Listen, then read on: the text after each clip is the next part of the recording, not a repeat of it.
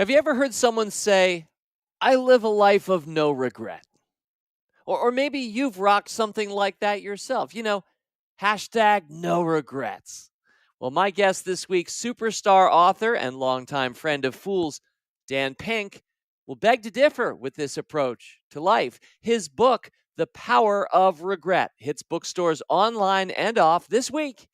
And Dan is all about how looking backward at regrets teaches us to live forward better. There's probably some success in investing to learn this week from regret. Do you regret buying stocks in 2021? There's probably some success in business to learn here this week. Looking backward, what would you have done differently in your career? And how might you still do those things differently? But one thing's for sure, though, you will for sure learn some things this week to help you succeed in life. Dan Pink, you, me. Only on this week's Rule Breaker Investing. It's the Rule Breaker Investing Podcast with Motley Fool co-founder David Gardner. Welcome back to Rule Breaker Investing. Delighted to have you join with me this week. Reflecting back on last week's mailbag, I so enjoyed your notes about the January that was. As it turns out, January 2022, I think, was the worst January for investors, at least of a rule breaker ilk, since January 2008. Now, you might remember 2008 was a very painful year for investors. So, yeah, we kind of felt that pain for one solid month. And yet I'm happy to say, well, that final day of January, it's nice to see Netflix bounce back double digits. February started okay. I'm feeling better about the market. I hope you are too. This too shall pass. But now getting back to our subject this week, this too shall pass. Sometimes we don't let things pass, and so what we're left with is a regret or regrets, a life lived with regrets. And Dan Pink, our guest this week, wants you to know that's okay. In fact, it's actually very instructive. It's not just human, which it is, it's important. So looking forward to having Dan on very shortly. I want to mention he made a cameo on this podcast in 2018. He told his story. Now, in retrospect, it was one of regret about meeting a young entrepreneur who had emailed him. He was a fan of Dan Pink's books. And this young entrepreneur gave Dan this idea that he had for a venture cap startup. And Dan kind of turned it down. He definitely did not invest in it. He thought it was crazy. It ended up being Brian Chesky, the founder of Airbnb. I'm not saying Dan has too much regret. He probably has some regret about not being an early stage investor in Airbnb, but it's a great story. In fact, it's worth listening back to if you like. It was Stock Stories Volume 2. That was June 6th, 2018. So that was a great Dan Pink appearance, but this time we're going deep on the power of regret. I think this is going to be a greater Dan Pink appearance. I want you to know we're going to talk about his book. We're also going to talk about book crafting. How does Dan Pink make Dan Pink books happen? And we're going to close this week with a round of buy, sell, or hold, one of our favorite standby features we've done over the years. So really looking forward to this one. And it's Groundhog Day, looked at from another vantage point. Remember that movie? I wonder if you should just keep listening to this week's podcast over and over again. All right, let's get started. Dan Pink, it's great to have you back to the world of the Motley Fool, to Rule Breaker Investing. I am so glad to be here, David. Thanks for having me. So much of your past work has involved, well, in my mind anyway, deep analysis of others' academic studies, integrating the work of others. You basically turn unique and amazing insights out of other people's work. This time, though, Dan, it looks like something new happened. You conducted your own original research and at a pretty big scale. So let's start. Could you tell the story of the American Regret Project? Well, I had looked at about 50 years of research on regret, and I found it interesting, but also somewhat unsatisfying. And in the past, I wouldn't have been able to actually scratch that itch. But today, and this is a big deal, David, in our world, is like a schmo like me can do some pretty sophisticated survey research. And so I worked with a company called Qualtrics, who put together these very large online panels and came up with I think a pretty rigorous survey to try to uncover American attitudes about regret. And our survey sampled 4,489 Americans. It's perfectly representative of the United States of America.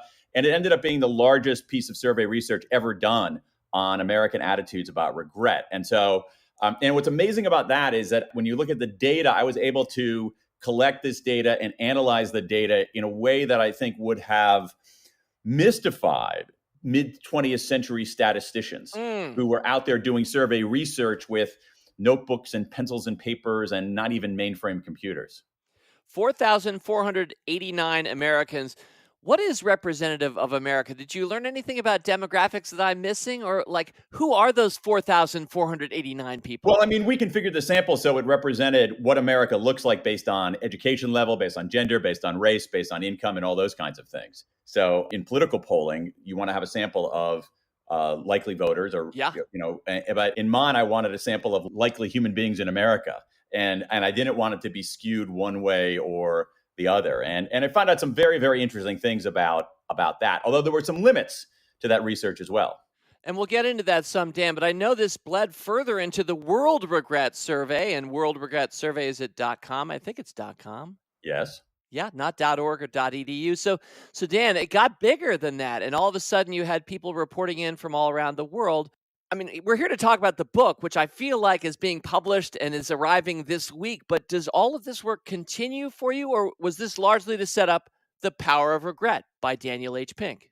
Well, the quantitative survey was a one-time exploration of American attitudes about regret. I also did, as you mentioned, this qualitative piece of research called the World Regret Survey, which was just a giant collection of regrets. We're up over 17,000 regrets from people in 105 countries. And that proved to be interesting. And again, not to try to empty your audience here by talking about research methodology, but then in the quantitative part of the survey, I asked people questions about their regrets, and I tried to categorize them.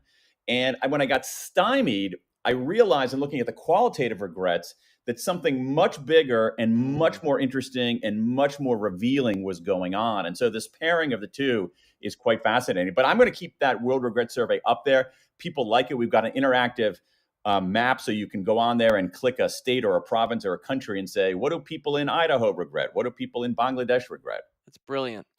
And their stories, those qualitative points, are threaded throughout the book. And it is so often the stories that catch our attention. Now, one of my favorite insights in the book, Dan, you talk about on page 104, it's the difference between regrets about action versus inaction. So it turns out more people have regrets about things they did not do. And I quote, a key reason, you write, for this discrepancy is that when we act, we know what happened next. We see the outcome, and that can shrink regrets' half-life. Love that phrase. But when we don't act, you continue, when we don't step off that metaphorical train, we can only speculate how events would have unfolded. Dan, I love that point about action versus action, errors of commission and omission. Really rich soil. Let's get dirty here a little bit. Dan, let's first talk about errors of action, regrets. Sure. What I saw in my research and also in the existing academic research is that people are much more likely to have regrets of inaction over regrets of action, regrets about what they didn't do over regrets about what they did do. And there are all kinds of reasons for that. You mentioned a few of them. Some of it is that for certain kinds of action regrets, we can undo them. If you have cheated somebody or insulted somebody, you can make amends, you can apologize. But inaction regrets are harder to rectify, and so they live longer. But this distinction is actually incredibly important in the overall architecture of regret. And one of the relatively few demographic differences we see in the American Regret Project has to do with age. Around age 20, when people are pretty young, they have the same number of action and inaction regrets. But as people age, inaction regrets take over. We really end up regretting much more what we didn't do than what we did.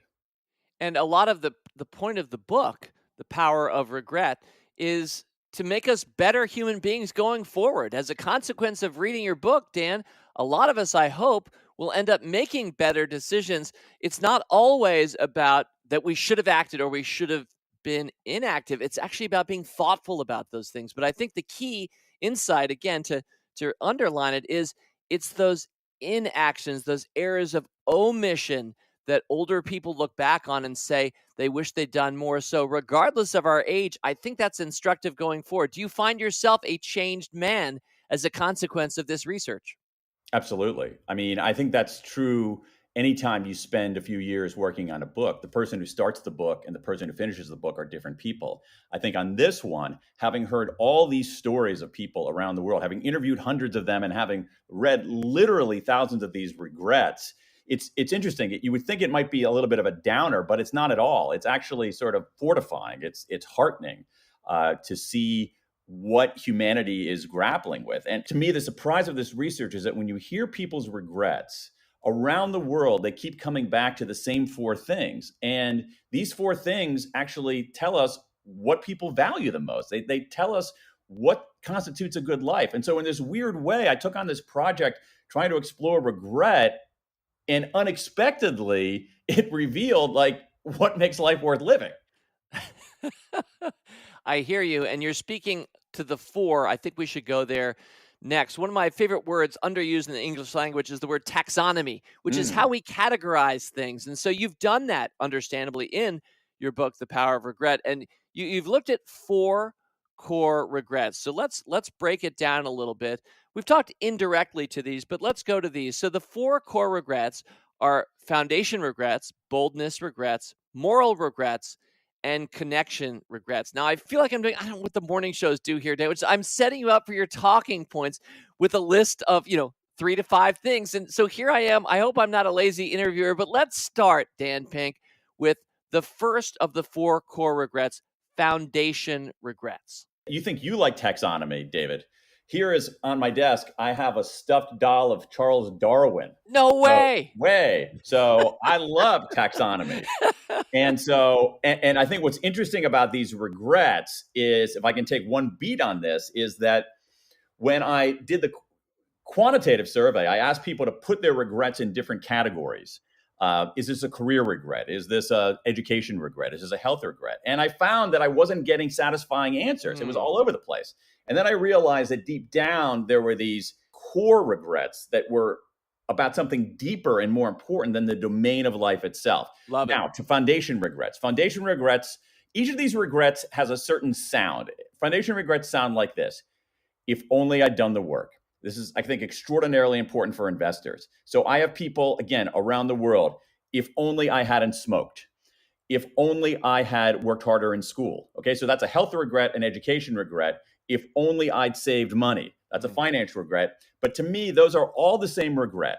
It's about making small choices at one point in your life that accumulate to negative consequences later in your life. And when people look back, they say, if only I'd done the work. And again, as cliched as it might sound, Aesop had this right.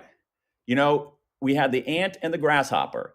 The grasshopper fiddled away, the ant did the work, and in the end, the ant didn't have regrets, and the grasshopper had a lot of regrets. And that's what people kept telling me over and over again. It's interesting, though.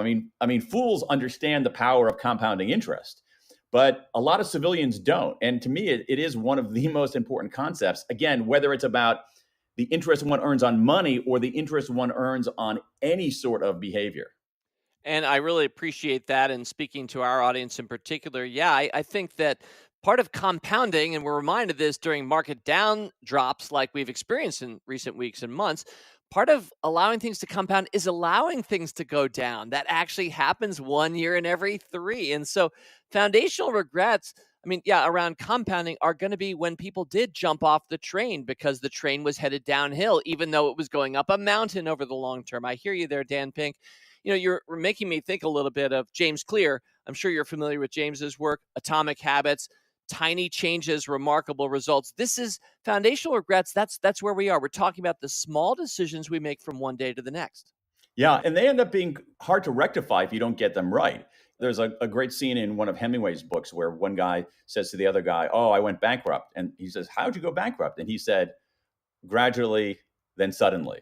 And that's how we reckon with these Yeah. with these foundation regrets. One And decision at a time. You bet. yeah. But what it shows us, I think, is that again, I think of these four core regrets as a photographic negative of the good life, of what we want out of life. And one of the things we want out of life is some measure of stability. It's hard to have a life well lived if you're feeling unstable and precarious all the time. Mm. Let's move from foundation regrets then to the second in our taxonomy, if you will, and that's boldness regrets. Explain, Dan. Boldness regrets are very interesting. They're a pretty big category. And again, just to show you how they straddle domains, think about this. So I'll give a business idea to your audience if they want to do it. All right. Let's do it. Here we go. This is, I'm not even joking around. This is a great business idea. Setting up a travel agency that serves people who went to college who regret not studying abroad during college. I have hundreds of those. Hundreds of those. Okay. So that's like an education regret. Then I also have hundreds of regrets from around the world with pretty much the exact same formulation. It goes like this. X years ago, there was a man/woman whom I really liked. I wanted to ask him or her out on a date. I didn't because I was too chicken, and I've regretted it ever since. Romance regret. Then I have career regrets that sound like this. Oh, I can't believe I stayed in this crappy job. If only I had started a business. I always wanted to start a business, but I never got around to it. So on the surface, these look like very different regrets because it's about romance, education, careers. But it's the same regret deep down. It's a regret that says, if only I'd taken the chance. And this is a very big category of regret. And like a lot of these regrets, it emerges when we're at a juncture. We're at a juncture. We can play it safe or we can take the chance. And over again, people regret playing it safe and not taking the chance. And I got plenty of people who took a chance and it didn't work out for them. And they're less upset than the people who never took the chance at all. He who hesitates is lost, as often has been said. And we can all look back on our own lives and see moments where we did that, where we did not show the audacity or even just the lowercase small c courage to do something. I hear you there, Dan. I can look back on my own life. How many times have I said to people, I should have taken a gap year. I really would have appreciated college more. And yet I felt like I was on a hamster wheel. I felt like, wait, all of my friends will now graduate a year ahead of me. I can't do that. And I have to admit, looking in my own heart here, I think I'm head faking myself when I say that I think that I should have taken a gap year or I regret not doing so. So that's my way of saying, how much of the time when somebody says boldness regret, would they actually, if given a second chance, do what they're saying that they would do? And I suspect a fair amount of us may just be saying things and not really being willing to act on them looking back. I don't know. What do you think? That's an interesting question, and I don't know the answer to it. But I do think that a lot of us, if given that second chance, would act differently, especially if we reflect on those regrets and think about them carefully and analytically, like not just kind of dispense with them, but actually process them and try to draw a lesson from them. And that is indeed a lot of the point of this conversation of your book, that it's not really, we can't go backwards. We can't relive it, but we can go forward and make better choices. So that is a little bit about boldness, regret number 2. Taxonomy continues. Number 3, moral regrets. You're at a juncture. You can do the right thing. You can do the wrong thing. People do the wrong thing. And lots of us regret it for years. So once again, the universality of this is just breathtaking. So hundreds of people around the world regret bullying kids in school. I was blown away by that. Lots of regrets about infidelity. Blown away by that. And then other kinds of moral breaches. And this is a relatively small category, but to me, it's an intriguing category. And it's also kind of a heartening category in a weird way, because I find that if all these people are bugged by breaches of doing the right thing earlier in their life, that it sticks with them. To me, it suggests that most of us actually want to be good. It bugs us if we're not good, and that we prefer a life where we actually are doing the right thing. So even though this is a small category, it is to me, a very heartening category about the human condition. Mm. As you and I are doing a video, so we're seeing each other, even though this is an audio podcast. And I almost felt as if you were my rabbi or my priest as you talked about the moral regrets that I maybe should have or should be thinking about. It does remind me a little bit of one of my favorite preachers, actually, no longer living, but Morris Boyd, who was in New York City. And he once had a sermon entitled "In Praise of Hypocrites." And you'd think, wait, I'm going to church and that's the sermon. But his whole point was, here's the thing about hypocrites. At least they know the right thing to do, even if they're faking doing it. There's something to be said about a moral compass or a North Star where even if people aren't getting there, at least they're aware of it. So that is praiseworthy. It was a very fun and contrary sermon, always stuck with me. Yeah. I mean, I've read some of the research on moral hypocrisy, and in general, people despise hypocrites. Hannah Arendt wrote about this. She wrote that people despise hypocrites more than people who are just like purely evil.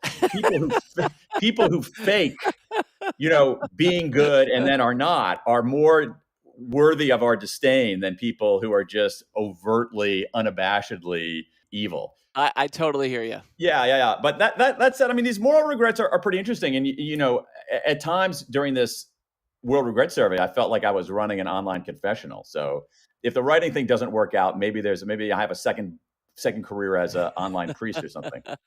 Well, and at one point in the book, I think it was about a third of the way through, but I remember you talking about that sometimes the Western, I don't know, a lot of our audience is traditional Western. Yeah. However you were raised, you were of the West. And we assume your morality is my morality. We assume that, we all kind of have a general sense of right and wrong, but it's a lot more open and squishy than that, isn't it? In reality, it's a great point. It's a very, very good point. I'm glad it's your point, Dan. It's your point. It's not even my point. It's basically the point of what we know from moral psychology, particularly, sort of encapsulated most brilliantly Jonathan Haidt. Of Jonathan Haidt, which is that, we have some agreement on what's morality. We shouldn't cheat people. We shouldn't harm people. But on other kinds of things, there's not as much of a consensus. So I'll give you an example of this, David. I have people who in the database, Americans who really regret not serving in the military. And other people will look at those regrets and say, what? That's not a regret. And it's like, well, no, it is, because for this person that he or she, and I had plenty of she's, both men and women, they felt a moral duty to serve. And that sense of duty, that sense of respecting authority, that form of moral reasoning is very powerful. It's just not shared by everybody. Thank you for that. And yes, you're right. And here I am, pages 116, 117 now, I remember, where you do talk about how not every book you read, Dan Pink, makes a big impression on you, but The Righteous Mind, Haidt's work, I think 2012-ish, really did change your mind about a few things, affected you. That was one of the things you learned. Have you continued to follow his work? What are your thoughts about? I mean, there are a couple of big things there. Number one is that morality is not one thing, it's many things. And morality, especially as conceived by Western, secular, well-educated people, is actually somewhat narrower than it is in the rest of the world, where it includes moral precepts like duty and authority and things being sanctified. So that's one big point. The other point, which I think is even more profound, it's less directly related to regret, is that what Haidt and others have found is that our instincts about how we make moral decisions is off. We think that we take a controversial issue, controversial moral issue, gay marriage, abortion, whatever. And what we do is we just reason through the pros and cons, the rights and responsibilities, and then arrive at a well-reasoned decision. And what Haidt and others' research has shown is that that's not how it goes. What we do is we have an instinctive emotional response to right or wrong, and then we use reason to justify those instinctive responses. That to me is a revelation when I read that. And as someone who was years ago trained in the law, it exposes, I think, something that I had an instinct about when I was doing this, when I was studying the law, but never had the words or the taxonomy or the construct to understand. But when it comes to moral arguments, reason is a press secretary. Its job is to serve the boss, and the boss are our innate, instinctive, emotional responses to moral questions. Well said. A lot of criticism aimed at economics, especially some of the backward looking now work, was that economists were assuming that humans are rational creatures and so made various assumptions about what you or I would do. Efficient market theory, if you will, lots of other examples. We're all clearly rational creatures, so this is what a rational creature would do. Therefore, economics suggests this or that approach. So I think we're being reminded, you're helping remind us this week, that we're kind of crazy creatures. We are complicated. We are much more complicated and nuanced than one would think. And so a single model of human behavior is going to be inherently insufficient. What we want is we want multiple models. And we also, and this is something that I've been learning, David, is we want to wrap our heads around the fact that there are contradictions.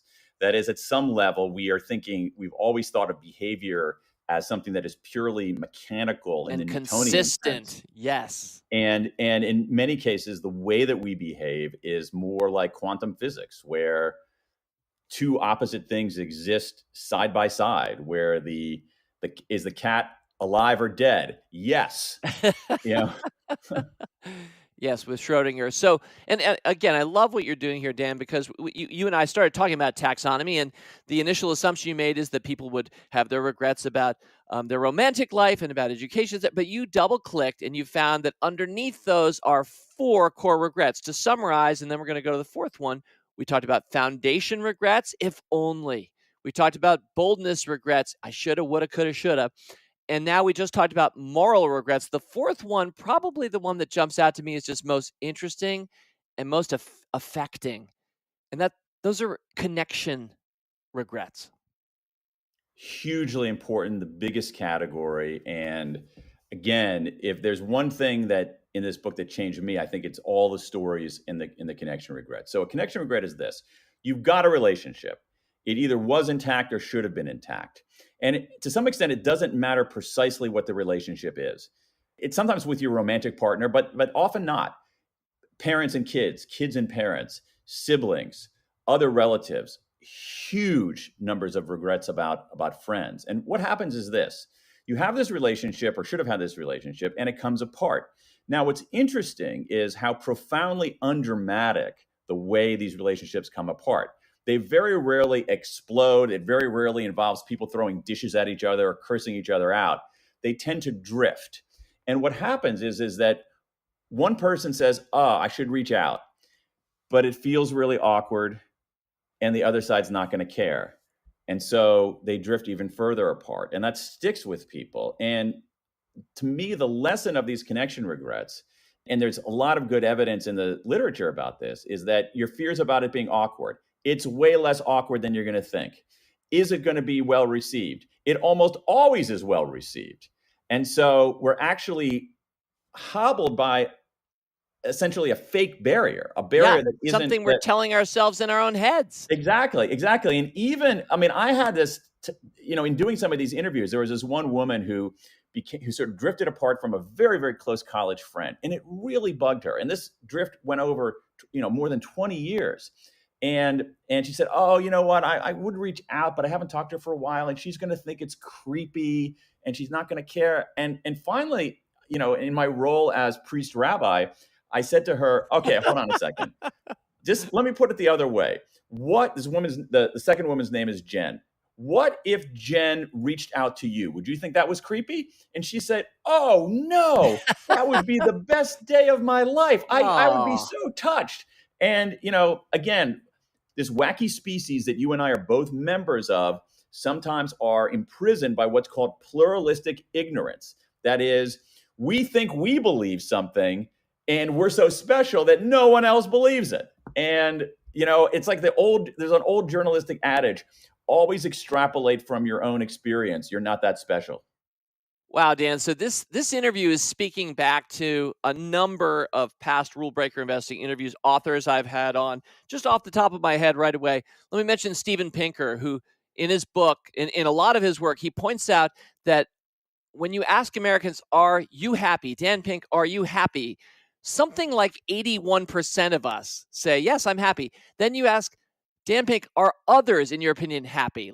And you'll say, no, 27% of us think that the other fellow Americans are happy. So that jumps out to me, Pinker's work.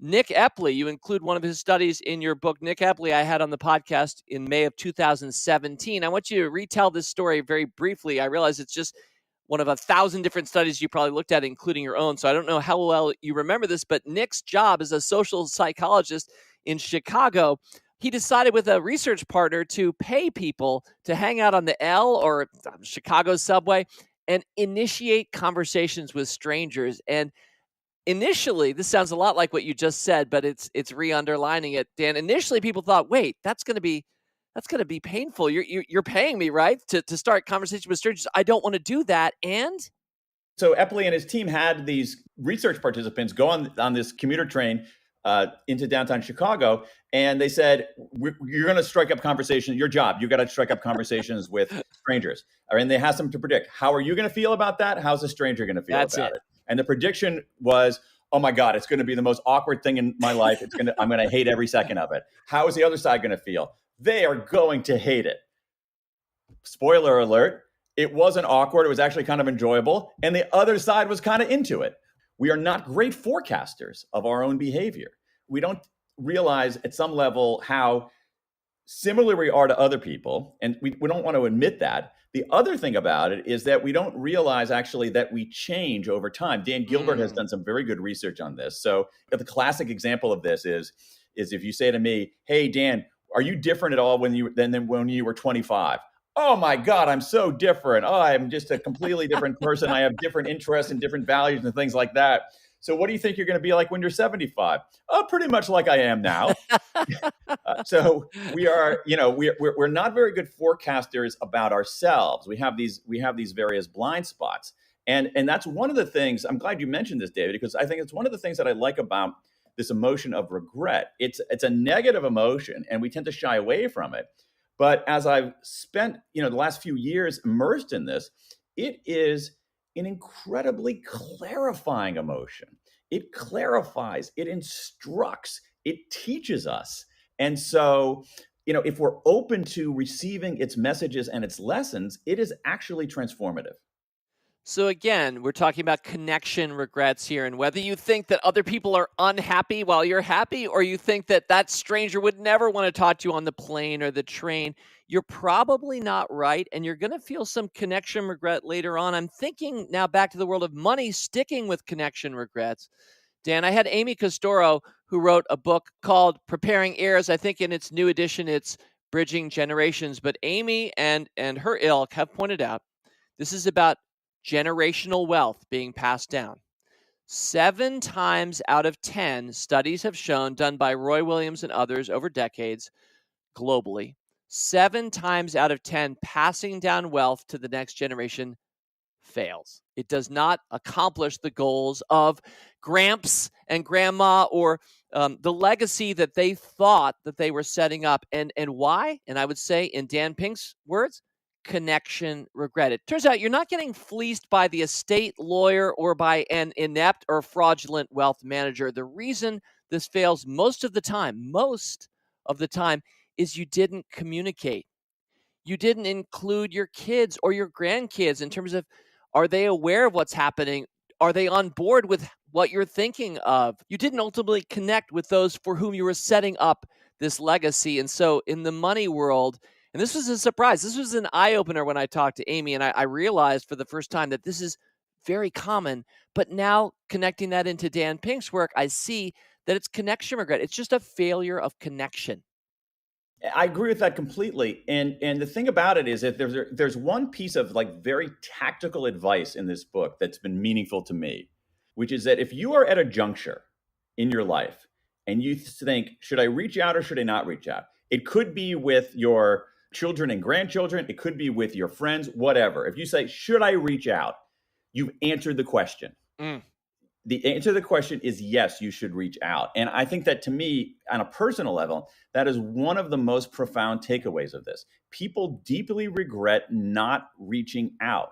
And it could be simply making that phone call, taking that visit. I have, David, hundreds of people who deeply regret missing funerals. I have a regret about that myself, about missing a friend's funeral. And so when in doubt, always reach out. If there's a single lesson from all these 16,000 people, for me, that's what it is. And as you're saying, it not only has a restorative effect on our well-being, but it actually has a knock-on effect of allowing us to plan better for the future. Is this a challenge to the introverts? We often hear that the extroverts get energy by being connected with other people. The introverts like to be by themselves more or to reprocess by themselves. This is obviously cartoonish in its simplicity as I summarize this. But is this a call out to introverts to make sure that they are connecting? Maybe. I mean, I think that the introvert extrovert research is much more nuanced than Myers-Briggs would have it. And most of us are a little bit of both. And so it's possible to reach out to people in a quiet way. Reaching out doesn't mean going to a party and putting a lampshade on your head and dancing on the table. It could simply mean sending an email or a text to your college roommate, So that's part of it. But what's interesting is that there is a dimension of this in the boldness regrets that's very interesting that you pick up on. And I have, again, the commonality, the universality is just breathtaking. And I have hundreds of people who regret their words, not mine. I wish I'd spoken up. I wish I'd said something. I wish I'd asserted myself. You have very few people who regret asserting themselves, being too bold or being at some level being too extroverted. I do have some people who say, I regret being too introverted. And, as someone who like me, I'm a writer, I'm sort of in the middle of things. I'm more introverted than extroverted. I'm not a super strong introvert. There is some pretty good evidence that if you are somewhat introverted on that spectrum, that trying to nudge yourself a little more toward the center is probably good for your well-being. All right, Dan. Well, there's no doubt more we can say and probably will this week about regret. We're going to continue that, but I want to click out for a sec. So let's go meta a little bit. I want to talk about book crafting and how Dan Pink books are made, where they come from, how many more there are going to be, whatever you'd like to say. I want to start, though, with a conversation you and I had some months ago, just hanging out with each other.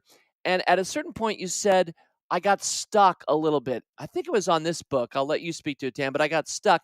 And then you tapped into your friend, Fred, who lives, I think, in Argentina.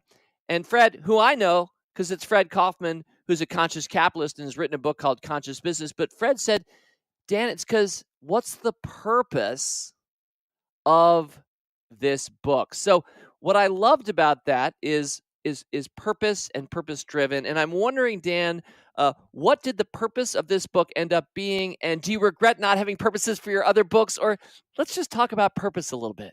I'm so glad that you mentioned that. So in the early days of working on this, I was not getting any traction. I was, forgive the cliche, I was spinning my wheels. I was like going to my office all day and not getting anything done. And I wasn't making any kind of progress. And it was so frustrating to me because I'm usually a reasonably productive person. I'm a tortoise, not a hare, but I'm a tortoise who moves forward every single day. And I was a tortoise like on my back. And I was so frustrated, David, and I didn't know what to do. And I reached out to people and I said, I think I might need a coach. And so a friend of ours pointed me to Fred, who said, okay, I'm not really coaching anymore, but I'm happy to talk to you for a little bit. And I talked to Fred for he was in Mexico at the time via Zoom. And I talked to him and told him what was going on. And maybe like 15 minutes in, like it didn't even take him any time to diagnose what the problem was. He said, oh, okay, I know what's going on here. You don't have a purpose for this book. And I said, what do you mean?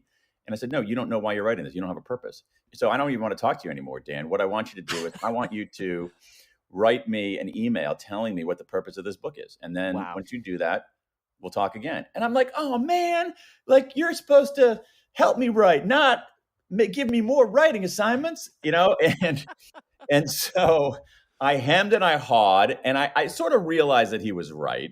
I was a little resentful. I realized that he was right, and I thought about it, and it took me like 2 weeks, and I finally started thinking about it, and I wrote it out, and I sent him an email, and the email said what the purpose of the book is, and he says, okay, Now we're talking. Now you can Wow. get unstuck. And now, again, you and I are talking by video conference. Yes. So your millions of You're listeners looking can't. to your right. It's like you have something posted on your wall to your right of your computer, something Exactly. like that. Right. So what I've got here is that thing that I drafted for Fred. Love it. And I used it as like a signpost, a North Star, where I say, I'll read it to you. The purpose of this book is to reclaim regret as an indispensable emotion and to help people enlist it to make wiser choices.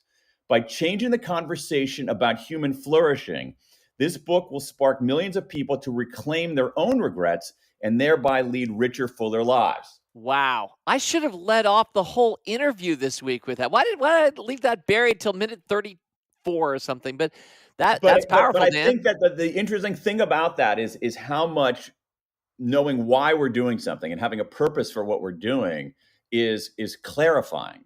And I keep coming back to that word, David, and I think it's partly a pandemic word because the pandemic feels so hazy and muddy and confused and sluggish, is that we're looking for clarity. And I think purpose gives us clarity. And as I mentioned before, I think regrets give us clarity also. Mm-hmm.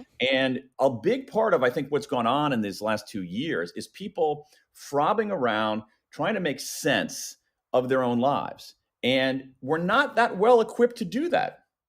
So here I am, who write books about human behavior. I'm stalled and stagnating and languishing myself, and have to make a cry for help to Fred the prophet to tell me what to do. And so anything that we can use to find clarity, I think, is really, really powerful. So purpose gives us clarity. I think that regrets give us clarity. I think to some extent, reckoning with our mortality gives us clarity as well. Yeah, well said. So, Dan, I'm thinking, is The Power of Regret the first Dan Pink book that had a purpose statement? It's the first one that had a purpose statement. If I ever wrote a book again, and believe me, that's an open question, I would do that purpose exercise again.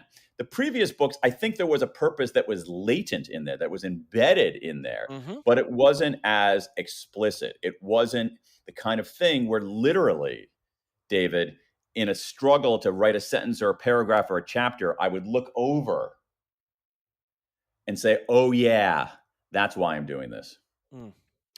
And Dan, you and I have talked over the years at Fool events and on this podcast about a number of your other books. And so this question is kind of about, is there any kind of narrative arc going on here in your mind, reflecting back on the books that you've written? Just off the top of my head, I'm thinking of A Whole New Mind. I'm thinking of something totally different that I thought was so much fun, The Adventures of Johnny Bunko. I'm thinking of When.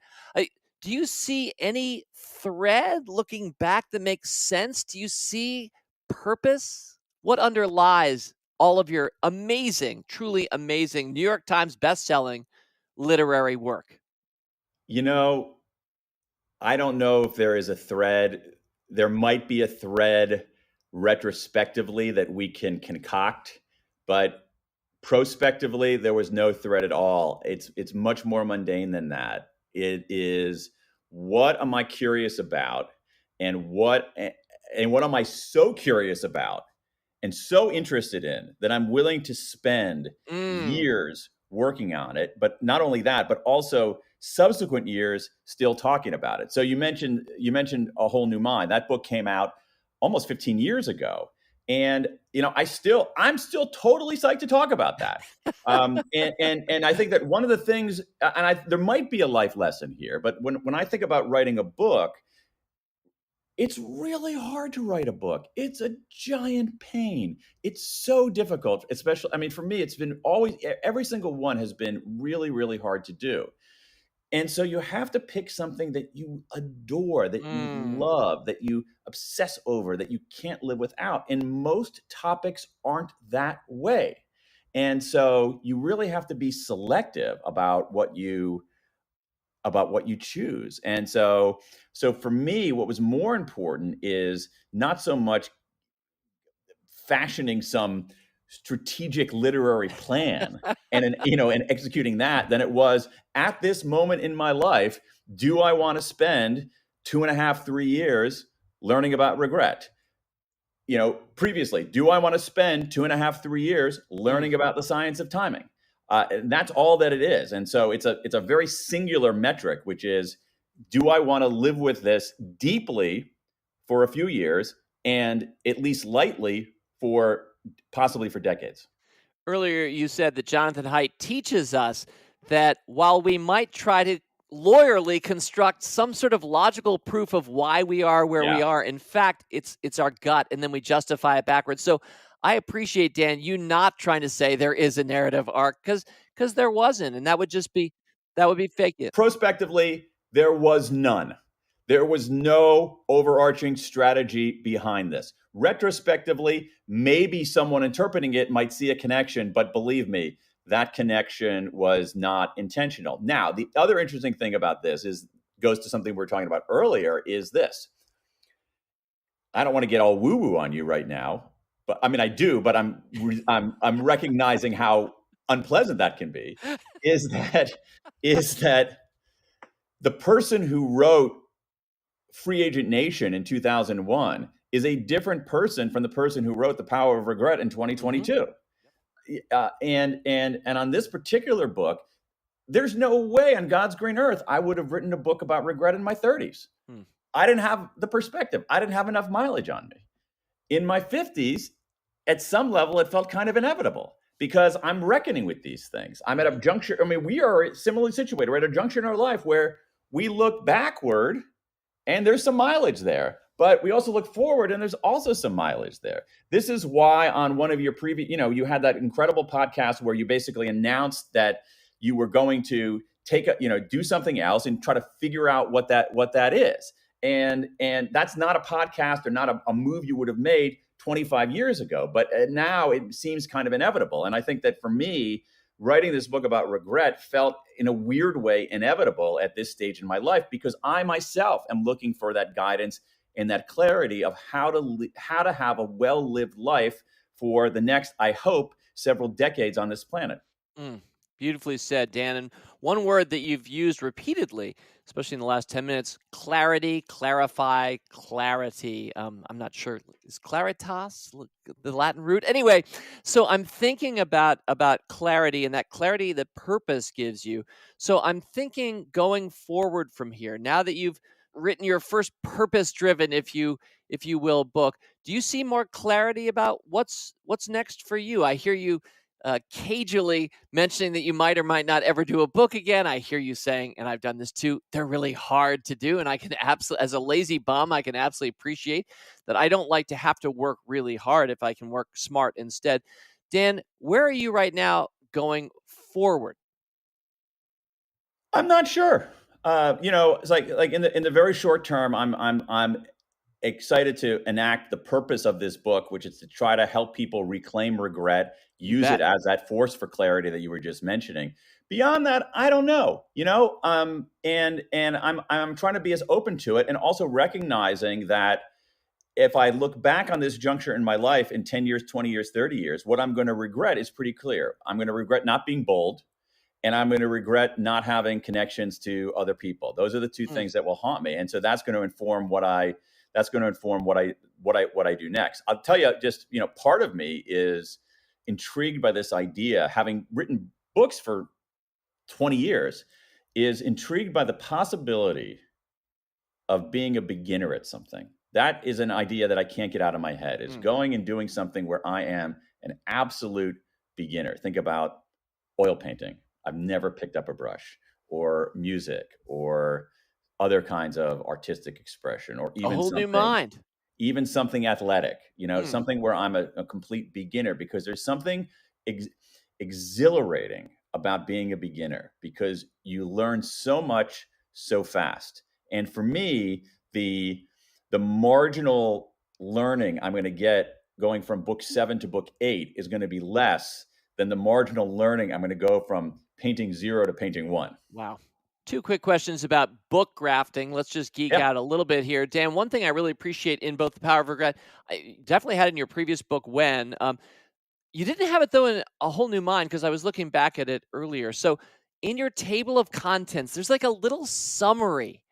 Underneath each of the chapters, there's kind of the takeaway. So you can almost read a Dan Pink table of contents. This is really great for the Good Morning America morning show book crowd. They can basically know the book through the table of contents. I thought that's a pretty genius aid to memory and just learning for people. When did you start that? Thank you for mentioning that. I really appreciate that because that's very intentional. I did that in Drive. And the reason that I did it in Drive is that I saw it. I don't remember the book, but I saw it in other books. And I said, wow, I like this as a reader because it gives me a chance to preview it. But also because sometimes we read books in this fashion where I'll read a third of it once and then I'll put it down for a week. And then I pick it up again and I need to get back into it. And so it's something that I admired in books that I read. And once again, not succumbing to pluralistic ignorance, I said, well, if I dig this, then other readers will dig it too. And so thank you for mentioning that. I don't think any interviewer has ever mentioned that before. Well, you're welcome. It is so intentional as a way to help readers figure out, is this book for them if they're looking at it online or in a bookstore, but also recognizing the reality of people's lives is that it's not like, oh my God, Dan Pink has a book out. I'm going to stop everything in my life and clear all the decks so I can read it from the first word to the last word in only a few sittings with barely a break just to fortify myself. No, it's like, I'm going to read 2 chapters here and then I'm going to be waiting in the DMV and I'm going to read another chapter and then I'm going to be at my kid's soccer game and I'm going to read a 3rd chapter. And I want to give people ways to get back into the flow of the argument and the storytelling. And you do it very successfully with that. And it's a small thing, but I like the devil or God, depending on your viewpoint, both of them are in the details. And so I really appreciate that you took the time to do that. Sometimes I think part of what I'm trying to do, speaking of purpose on this earth, is just find good stuff and share it and spread it to as many people as possible. So I hope some authors are listening and we'll take a look after they purchase your book this week, The Power of Regret. We'll take a look at what you've done with the table of contents for the last couple of books, because I would love to see that catch on. My other book crafting question, Dan, this one maybe is a little bit more onerous for fellow authors, but I'm asking you to coach fellow nonfiction authors here. What you did with this book, The American Regret Project, the effort you made with Qualtrics, it looks kind of amazing. You talked to thousands and thousands of people, but you've also made it sound as if it was a lot easier thanks to new technology. It was a lot easier than it would have been 50 or 25 years ago. So my question is basically, would you be inspired to do more original new research if you were to write another book? Would you suggest fellow authors do the same? It's easier than ever before, or was this just kind of a one-off? That's an easy one, David. I would definitely do something like this again.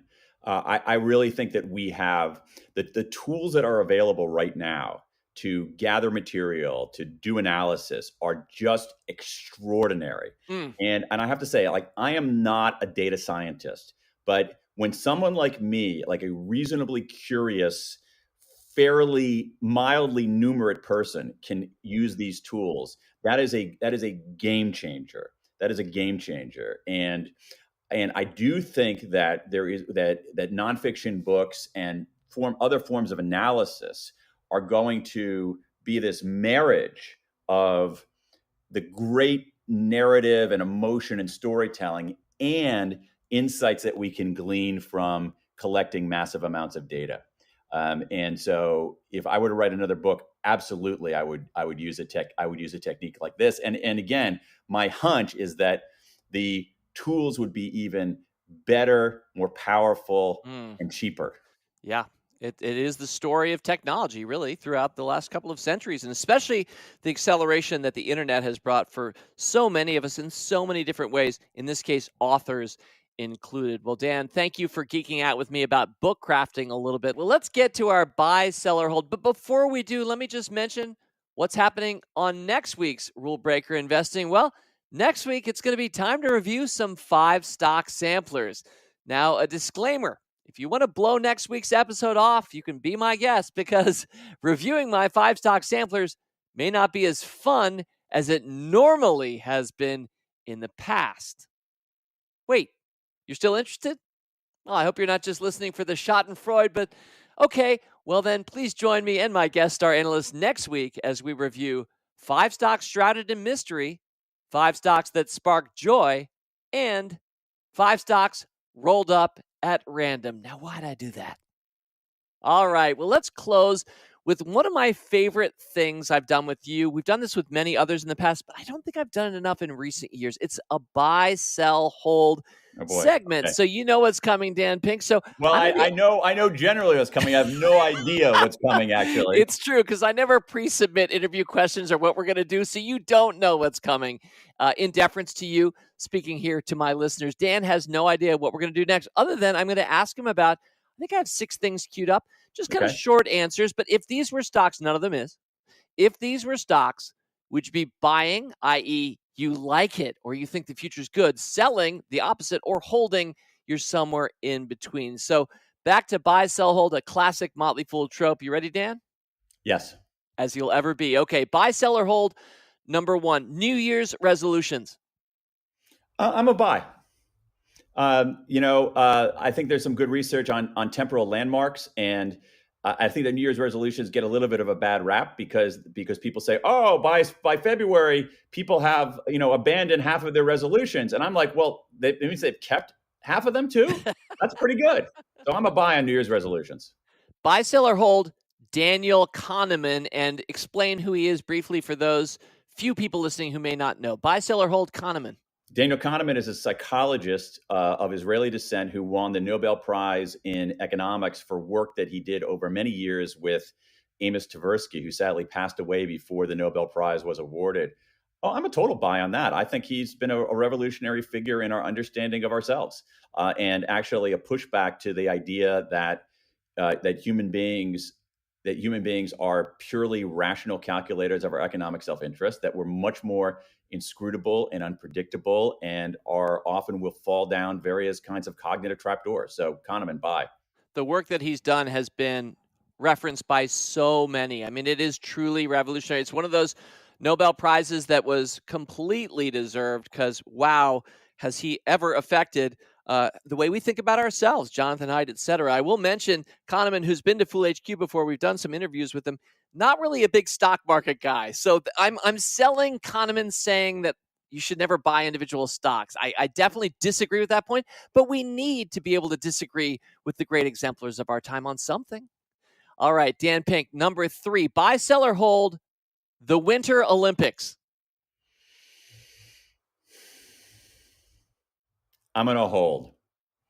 Now, I know a lot's going through your mind here, Dan, because Yeah. I know you and I are both sports fans. There Yeah. are also international implications this year. And then I didn't even say this year. That's exactly why I'm holding. You're not going to find someone on the planet who loves the thrill of victory or the agony of defeat more than I. And the Winter Games are a great venue for that. I am on the international front. I'm pretty disturbed by a lot of the things that China is doing, and so I'm uncomfortable blessing that country with something as grand as the Winter Olympics. So I'm going to put myself as a hold on that one. Well said. Dan Pink, buy, sell, or hold economists. I'm gonna buy. Because I think that at this point they've taken such a beating that it's an undervalued stock. And if you think about what economists are doing, that is that they are. You look at a guy like Raj Chetty at Harvard.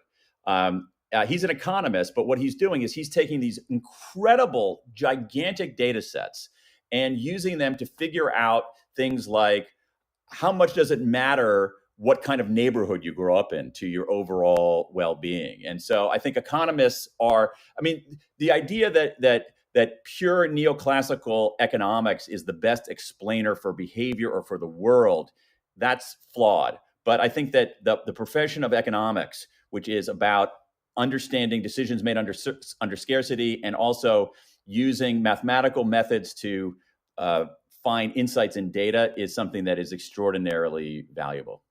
I agree, and I'm a strong buy as well, and maybe in part because, I don't know, it's always been the dismal science. Yeah. It's been so the fool in me wants to go against conventional wisdom with you and say it is valuable, and clearly it is. An offshoot of this one, this is not number 5 yet, buy, sell, or hold The Economist. The Economist magazine. Yeah, I figured I'd throw it in there. I think I'm a hold. Maybe a lean toward a buy. I like its coverage of international affairs from a European perspective. Now, it's also, its editorial policy is very, very, very neoclassical economics. So, I can take that with a grain of salt. They also gave me a really bad review of one of my books years ago. So, But you're rising above. You're bigger than that. yeah, but I'm only making it a hold, not a buy because of that. It just shows you, I'm picking stocks nominally to see which is going to rise in value, and yet I can't get past a grudge. And yet you're saying it, which says a lot of good things about you. Dan, slightly more seriously, how do you keep up with the news? There are infinite ways of Facebook to CNN to Fox News to internet to being texted by a friend, Google News. How do you stay informed in a way that you feel represents the truth as best as it could be objectively presented? Yeah, that's a tough one. I'll tell you, I spend relatively little time on social media, very little, in fact. I spend very little time watching cable news. I don't find those that revealing. What I do think, I mean, we can think about this as in terms of almost like buy, sell, or hold, or like overvalued or undervalued. Sure. So I think that social media overvalued. Cable TV news overvalued. What I think are undervalued are things like email newsletters. And not only the recent bout of Substack things, although there's some that are very good, but just the New York Times daily newsletter is one of the best things out there. 1440 is another great daily email newsletter. Dave Pell's newsletter, Next Draft, is outstanding. And so I find that those kinds of filters and distillations of news are very helpful to me. That's one thing. The second thing is that I also still believe in long-form journalism. Because long-form journalism is often fact-checked. So things like the Atlantic and the New Yorker. And so one of the things I use there is I use something called Instapaper, where I can actually essentially save it to read on my iPad later. So I use that a lot. I still believe in books. I think we can glean a lot from books. I wish books were better edited. I think that almost every nonfiction book would be twice as good as if it were half as long. But I still believe in books, and I also, when I say books, I don't only mean nonfiction books. I also mean novels. I like to read novels, and I think that we understand the world and can empathize with other people through reading novels.